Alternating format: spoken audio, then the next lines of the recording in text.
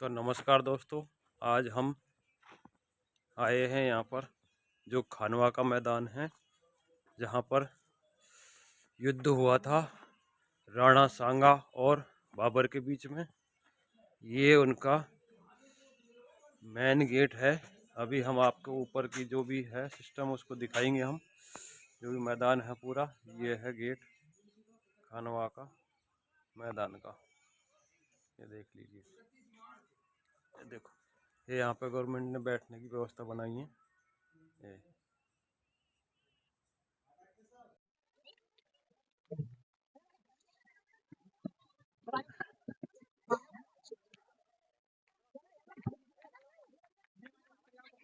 ये स्मारक खानवा, ये मेन गेट है उसका अंदर घुसने का। और इस पे लिखा हुआ है राजस्थान धरोहर संरक्षण एवं प्रोन्नति प्राधिकरण। तो ये अंदर का सीन है, आपको अंदर ले चलते हैं। ये सारा यहीं पर मैदान है, ये रास्ता है और ये लिखा हुआ है उसी टाइम का, मैं खानवा हूँ। महाराणा सांगा के नेतृत्व में देशभक्त शूरवीरों के राष्ट्र व धर्म की रक्षार्थ विदेशी आक्रांता बाबर और उसकी सेना से युद्ध करते हुए प्राणोत्सर्ग करने का साक्षी हूँ।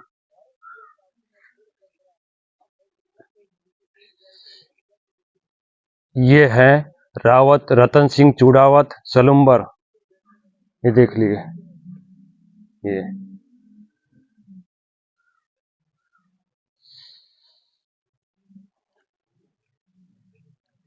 ये है महाराणा सांगा का जन्म। महाराणा सांगा संग्राम सिंह का जन्म बैसाख वदी नवमी विक्रम संवत 1539 को हुआ था।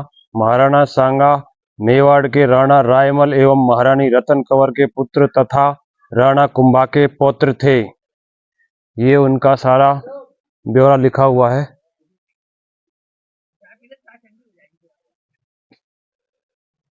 एक दिन श्रीनगर का शासक करमचंद वन में से गुजर रहा था। उसने देखा कि महाराणा सांगा एक पेड़ के नीचे सो रहे हैं। पेड़ के पत्तों के बीच में उनके मुंह पर गिर रही सूर्य की किरणों के एक नाग ने अपने फण से रोक रखा है। इस घटना ने इस लोक मान्यता को प्रमाणित कर दिया कि नाग फण में जिस पर छाया करता है वह छत्रशाली राजा होता है। ये वही हमारे महापुरुष हैं। इसमें गेट लगा हुआ है, अभी इसके अंदर मूर्ति दिखाएंगे आपको। ये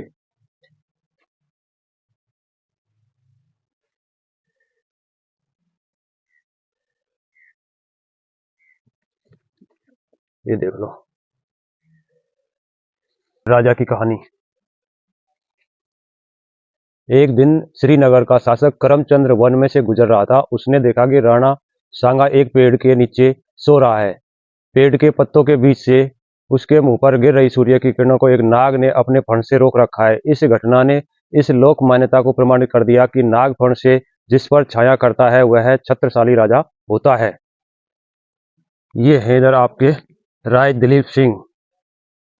ये देख लीजिए आप।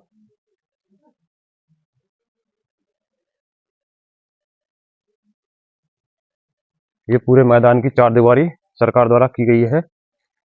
और आपके ये है राज्य अभिषेक। इनका राज्य अभिषेक हुआ था ज्येष्ठ सुदी 5 विक्रम संवत 1566 4 मई 1509 ईस्वी को राणा संग्राम सिंह का 27 वर्ष की आयु में चित्तौड़ के प्रसिद्ध किले में राज्याभिषेक हुआ था।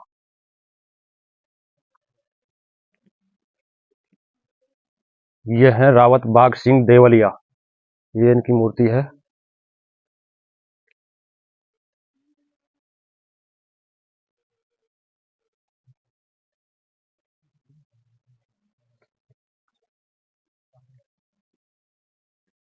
सिंहासन पूजनीय। महाराणा सांगा के युद्धों के शरीर पर 80 घाव लेके लगे एवं आंख हाथ व पांव क्षतिग्रस्त हो गए। उन्होंने राव उमराव जागीरदारों को इकट्ठा किया। महाराणा सांगा स्वयं सिंहासन के स्थान पर जमीन पर बैठ गए और कहा कि भारत की यह प्राचीन और दृढ़ परंपरा है कि जब कोई मूर्ति टूट जाए वह पूजा के योग्य नहीं रहती। इसी तरह राज्य सिंहासन प्रजा की दृष्टि से पूजनीय होने के कारण उस पर बैठने वाला सर्वाण व पूर्ण योग्य होना चाहिए। आप अपना नया महाराणा चुनें। उपस्थिति राजाओं सरदारों ने एक स्वर में कहा कि महाराणा सांगा का अंग हानि रण क्षेत्र में हुई है। शत्रु को पराजित कर मेवाड़ को विजयी बनाया है। राज्य सिंहासन की शोभा और विजयमाला के अधिकारी महाराणा सांगा ही हैं और उन्हें सिंहासन पर बैठा दिया। तो ये इनका पूरा ब्यौरा है सिंहासन पूजनीय कैसे होता है उसके बारे में।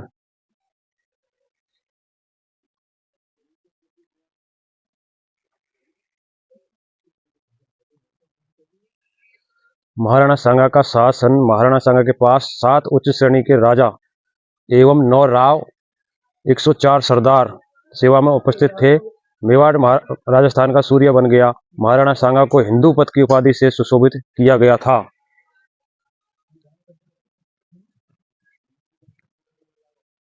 महान कूटनीतिज्ञ। शासन संभालने के बाद महाराणा सांगा का सबसे पहला काम मेवाड़ से अलग कर लिए गए क्षेत्रों को पुनः अपने राज्य की सीमा में लाने का था और पड़ोस जो विघटनवादी राज्य थे उन पर अंकुश भी लगाना था। राणा सांगा ने मेवाड़ के आंतरिक शासन व्यवस्था और स्थिति सुधारी एवं सेना का पुनर्गठन किया।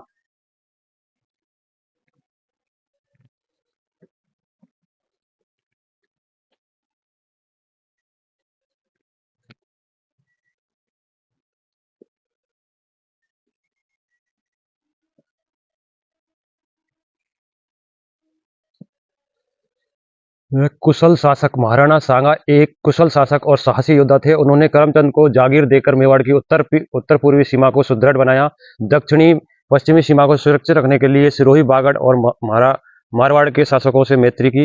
ईडर के राज्य सिंहासन पर अपने सहयोगी एवं दामाद रायमल को बैठाया। गागरोन व चंदेरी का क्षेत्र मैदनी राय को देकर अपना सामंत बनाया।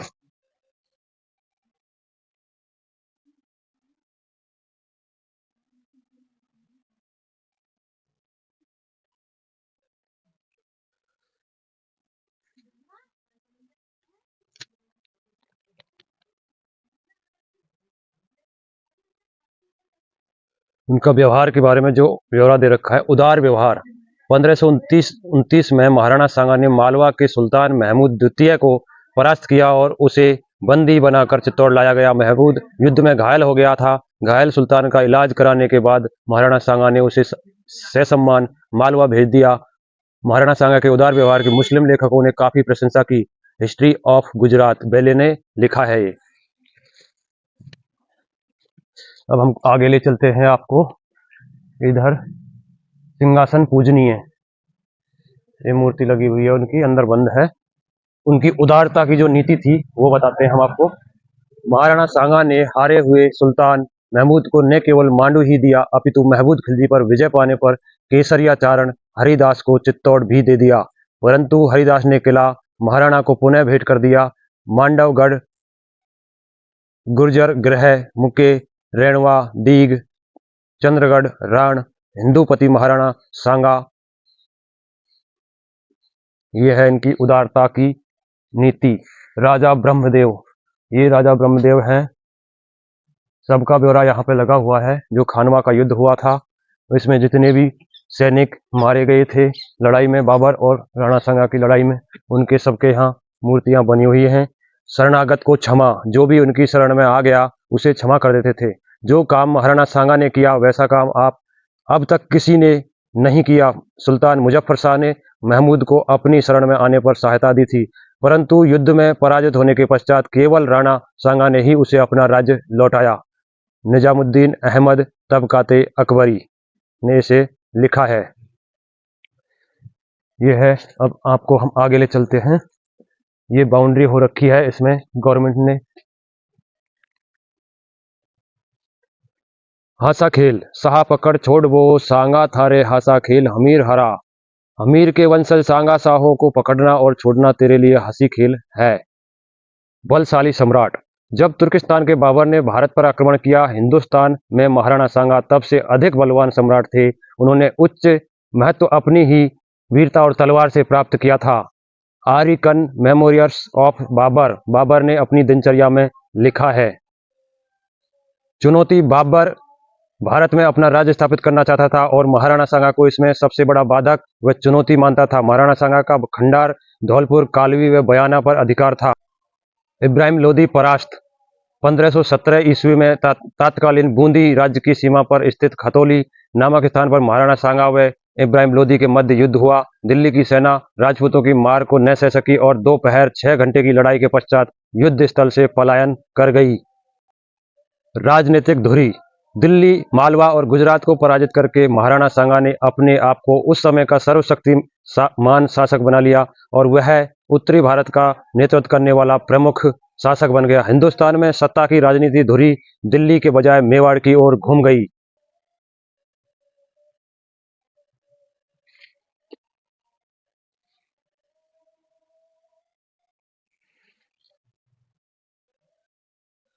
समर्थन ही समर्थन। महाराणा सांगा ने शुरू में ही दिल्ली पर दस्तक दे दी थी और मारवाड़, सिरोही, बूंदी, रामपुरा और बागड़ के शासक स्वेच्छा से सांगा के अनुकूल हो गए।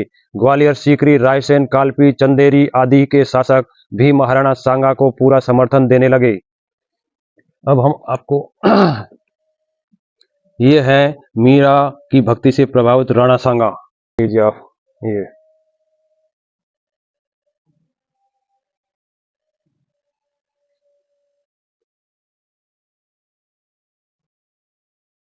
अगला इतिहास है उनका बयाना विजय।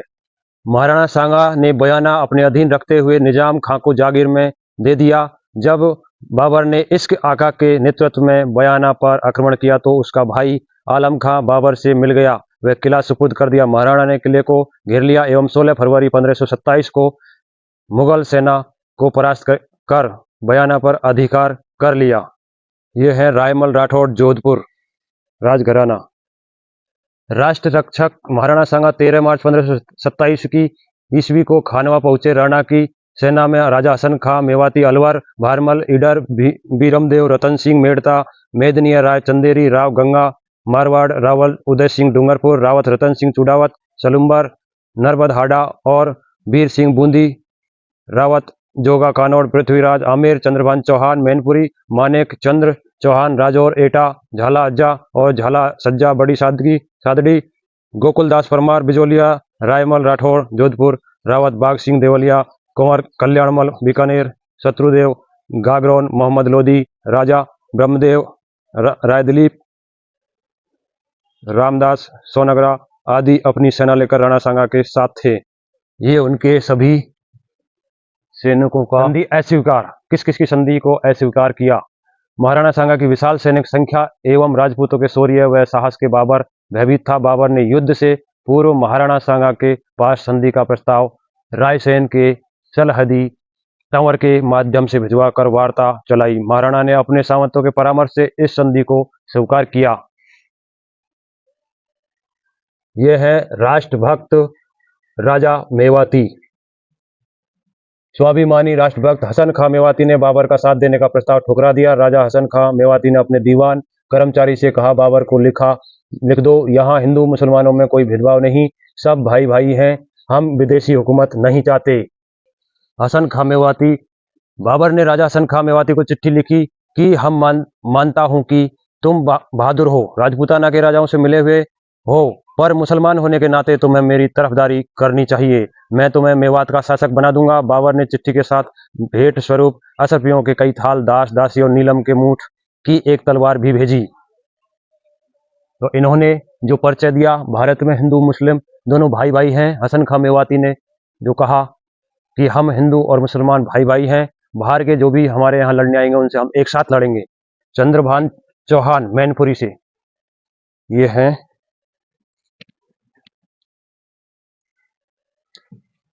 राष्ट्रभक्त राजा मेवाती। स्वाभिमानी राष्ट्रभक्त हसन खां मेवाती ने बाबर का साथ देने का प्रस्ताव ठुकरा दिया। राजा हसन खां मेवाती ने अपने दीवान करमचंद से बाबर को लिख दो, यहाँ हिंदू मुसलमान में कोई भेदभाव नहीं, सब भाई भाई हैं।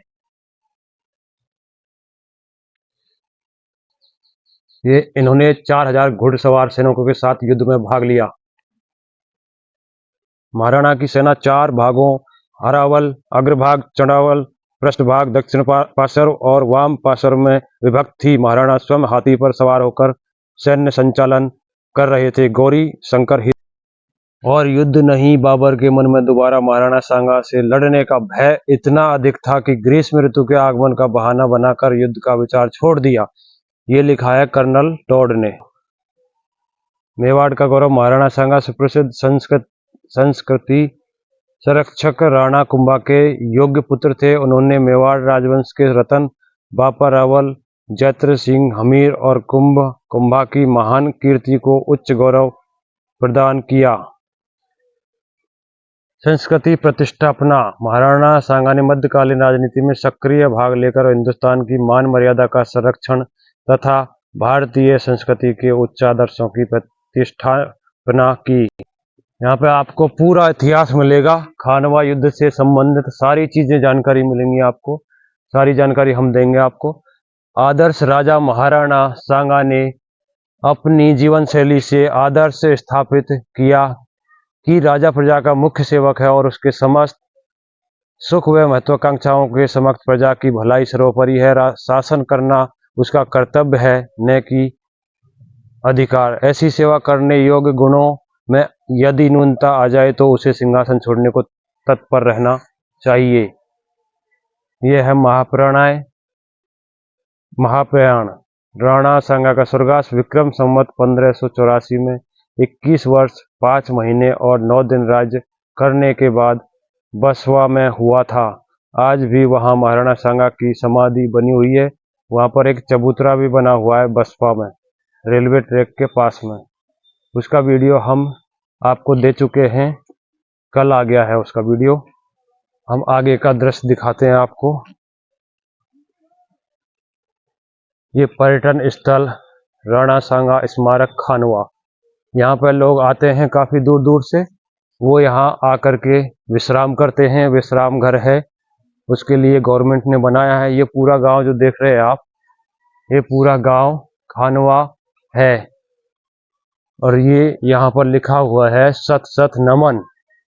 मातृभूमि की रक्षा के लिए विदेशी आक्रमणकारी बाबर से युद्ध करने एवं प्राण न्यौछावर करने वाले महाराणा सांगा के सहयोगी सूरवीरों को सत सत नमन। के सैनिक जो मुख्य सेनापति थे वो सभी की यहाँ पर स्मृतियां बनी हुई हैं और हम सबको आपसे रूबरू कराएंगे। आप बने रहें हमारे डेली ब्लॉग में।